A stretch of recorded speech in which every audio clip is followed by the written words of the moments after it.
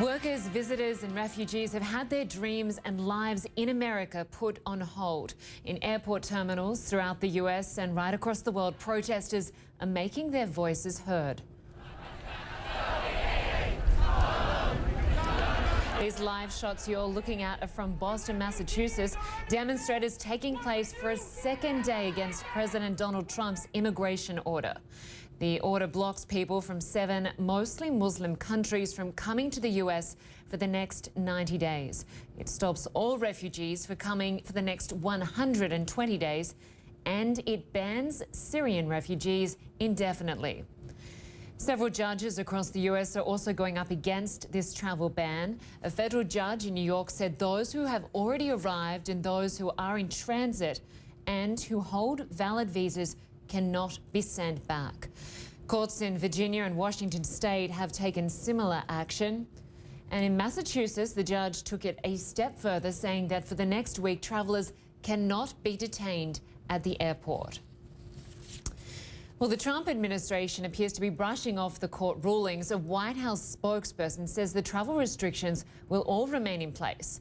Ryan Nobles joins me now live from Washington, who's following all these developments. And Ryan, Trump and his team really do seem unfazed by this widespread backlash. That's true, LYnda, and I talked to a White House spokesperson about these court stays that were put in place overnight.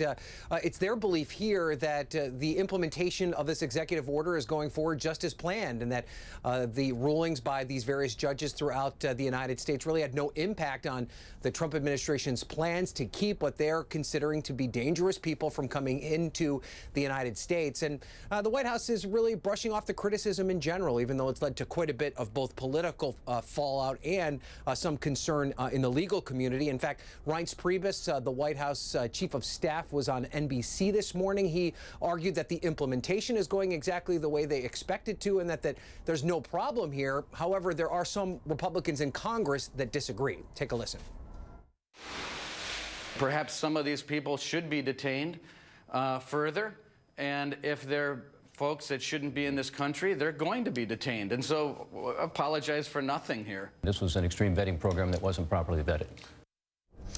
So the question is, what's the next step in this battle? It's likely going to be a courtroom. The stays that were issued last night were emergency stays. They're just in place until these lawsuits can be fully vetted. But it remains to be seen exactly how the courts are going to rule, because there is some belief that the President of the United States has wide latitude when it comes to who comes into the United States. LYnda? And Ryan, why the courts kind of worked through all of that. About 100 people were detained yesterday, a dozen at JFK Airport. What's the latest on those cases? You know, it's hard to get a definite number as to how many people have actually been impacted by this. For the most part, you just have to go by anecdotal reports, and we know that there are people that are still being detained at airports across the country. The administration, however, said that there were 109 people that were processed through this new vetting program that they're doing, a kind of a second layer of questioning of folks that have been through the system before they're released into the United States. But we do know that, I mean, visas, even if you have an active visa and you're attempting to travel to the United States from one of these 7 Muslim majority countries, you will not be able to get in. You won't even get an opportunity to go through that vetting process, and that continues even today. And Ryan, why this executive order affects 7 mostly Muslim countries? There is some word that this could be taken even further against all foreign visitors. What are you hearing?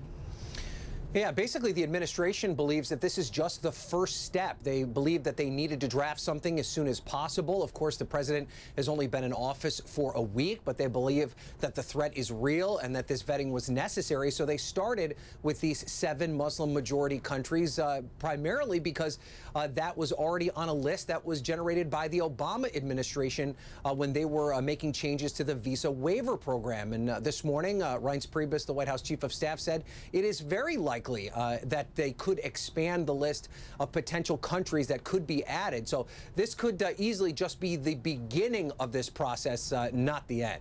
Some major concerns. Ryan Nobles, good to have you with us. Thanks so much for your reporting. Thank you.